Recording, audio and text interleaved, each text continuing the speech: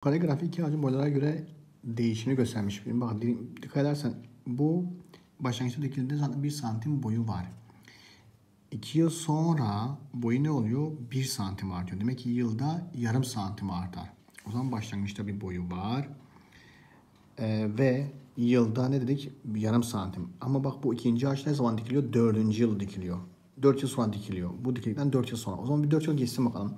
4 yıl geçerse başlangıçta 1 santim boyu var. 4 yıl sonra her seferinde kaç santim artıyordu? Yarım santim artmış oluyordu. Yarım santim. O zaman 4 çarpı 1 bölü 2 ne olur? 2 santim artar. Yani boyu ne olur? 3 santim olmuş olur. O zaman bu 4 yıl sonra boyu 3 santim olur.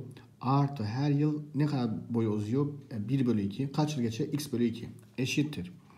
Diğeri ikinci ağaç dikildiğinde boyu kaç santim? 1 santim. Her yıl ne kadar artıyor? Bak her yıl 1 santim artıyor. O zaman her yıl kaç yıl sonra? X yıl sonra birbirine ne olur? Eşit olur. 3 artı X bölü 2 eşit ne olur? 1 artı X mi?